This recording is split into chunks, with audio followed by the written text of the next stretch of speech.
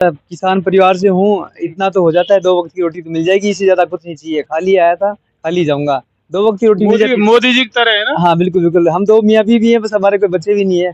बस मैं ये कहना चाहूँगा कि अगर मुझे यहाँ की देवतुल्य जनता अगर मौका देती है, तो मैं विधायक को मिलने वाला 100% वेतन पूरा का पूरा यहाँ के देवतुल्य बच्चों की शिक्षा पे खर्च करूँगा और विधायक निधि को मिलने वाला 100% मैं विकास के ऊपर खर्च करूँगा। पूरा का पूरा किसी चमचों को, नेताओं को नहीं दूँगा।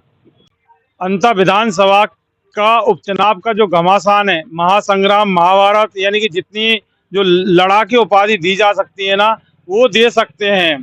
कल 11 तारीख को होने वाला है।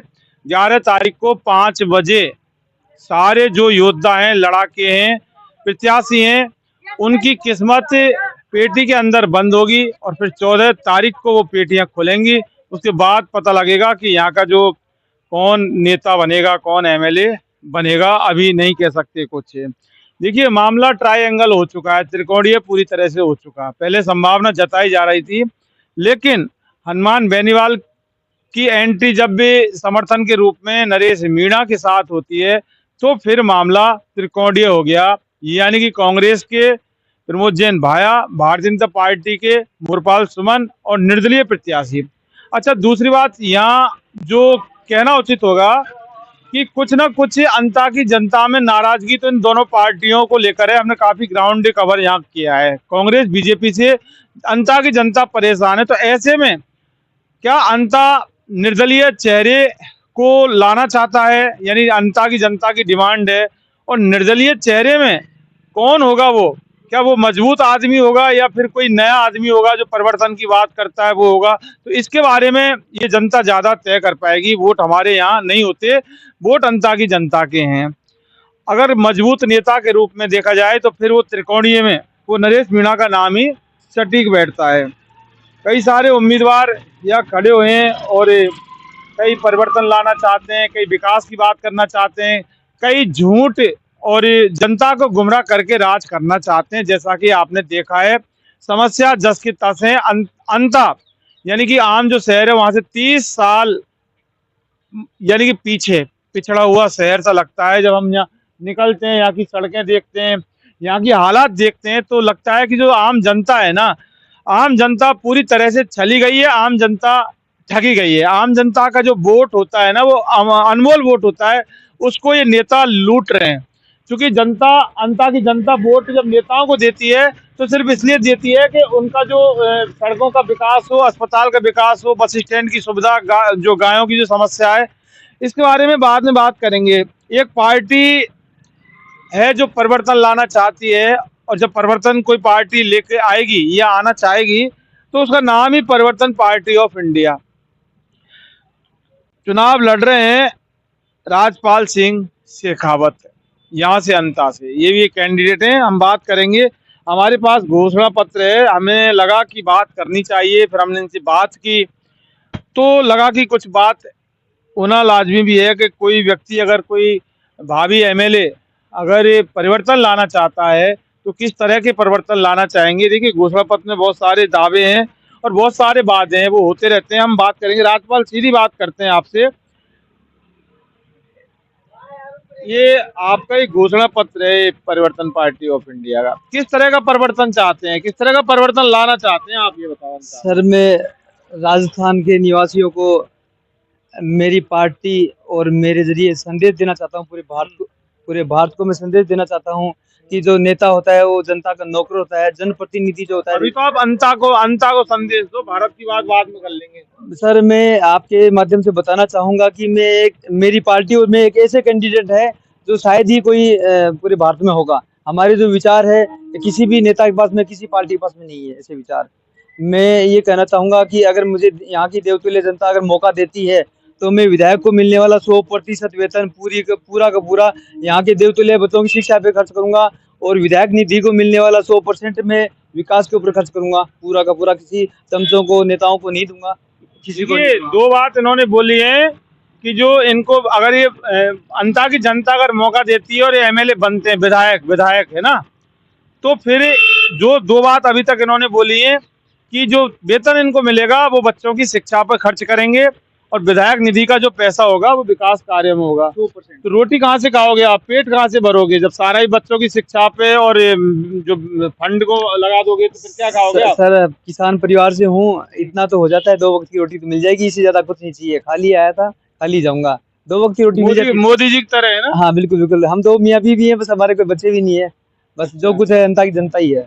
जनता की जनता है। हाँ जो कुछ है सब कुछ वही है, उनके ऊपर छोड़ दिया हमने सब कुछ। अच्छा, और क्या एजेंडा है आपका घोषणा में, क्या है आप बताओ? देखो घोषणा पे सर ये रोडों का विकास है, गायों का है, गायों की गौशाला खोलेंगे, गायों को सब एक जगह करेंगे और रोडों को सही करेंगे। यहाँ का बस स्टैंड, मूल समस्या यहाँ की बस स्टैंड की है। अंता के अंदर बस स्टैंड है नहीं, अंता के अंदर बस स्टैंड नहीं है। यहाँ के देवतुल्यों को काफी परेशानी होती है।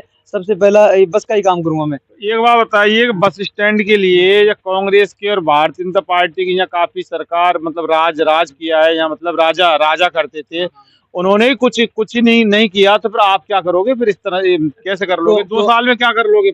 कांग्रेस के जनप्रतिनिधि काफी 10-15 साल तक रहे हैं, यहाँ पे शासन किया उन्होंने, आज तक कुछ नहीं किया, सिर्फ भ्रष्टाचार के अलावा उन्होंने कुछ नहीं किया है। लेकिन मैं बता देना चाहता हूँ कि एक मतलब जो जनप्रतिनिधि जो होता है वो जनता का नौकर होता है, उसे विकास के लिए आता है। और यहाँ के जो हमारे मंत्री रह चुके हैं पहले भैया जी, उन्होंने 15 साल तक उन्होंने कुछ भी नहीं किया है, खाली भ्रष्टाचार के अलावा कुछ नहीं किया उन्होंने।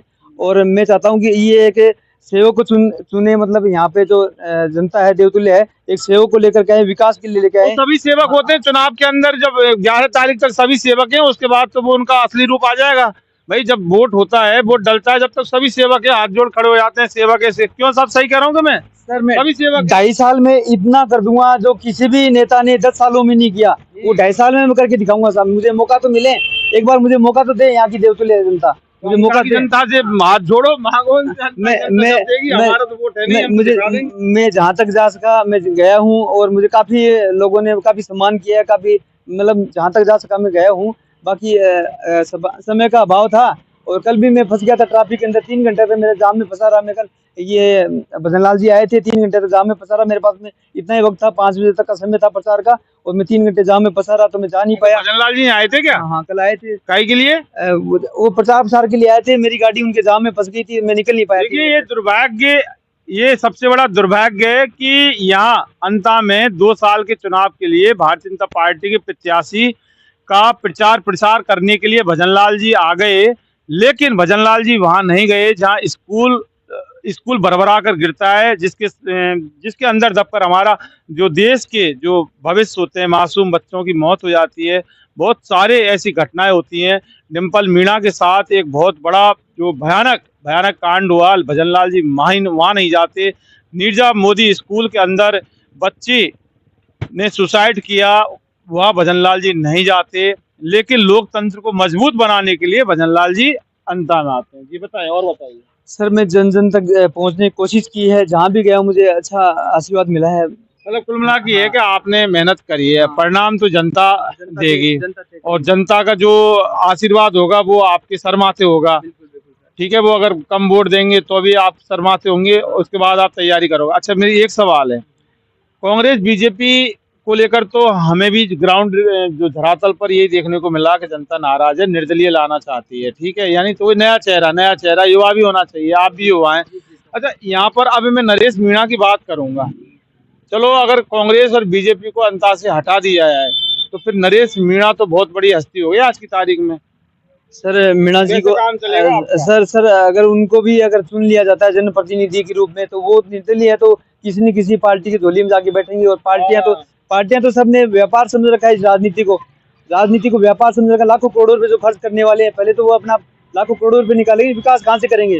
विकास का तो संभावना ही नहीं है सर। देखिए, ये और बहुत बड़ी बीमारी है हमारे भारत के लोकतंत्र में कि अगर कोई निर्दलीय बाई चांस जीत भी गया तो फिर वो कौन सी पार्टी के पाले में चला जाए, इसके बारे में कहा नहीं जा सकता।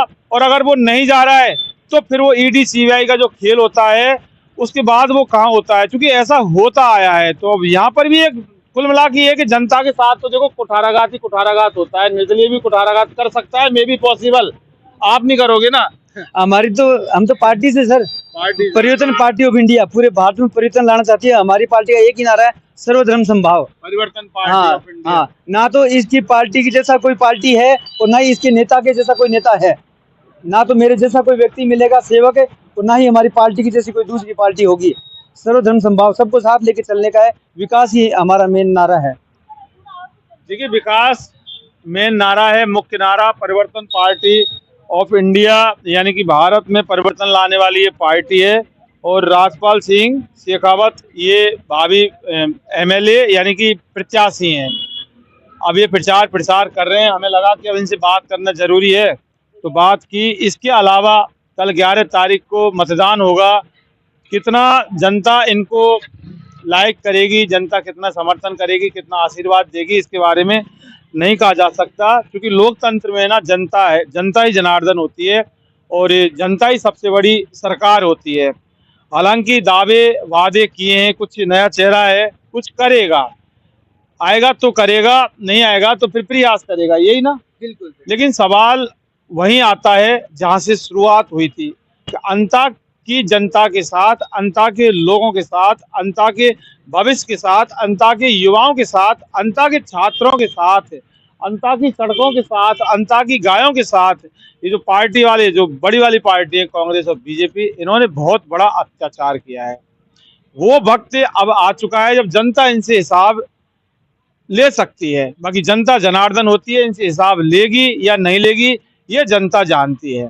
इसके बारे में भी कुछ नहीं कहा जा सकता। हालांकि 14 नवंबर को जब परिणाम आएगा, तब सारा जो दूध का दूध और पानी का पानी होगा कि जनता का बाकी रुख क्या रहता है, या जनता किसको चाहती थी, किसको जनता लेके आई, वो उसी पेटी के अंदर बंद होगा कल, और जब 14 को खुलेगा तब पता लगेगा। इन्वेस्टिगेशन मीडिया के लिए पवन कुमार के साथ अंता से मैं जितेंद्र शर्मा।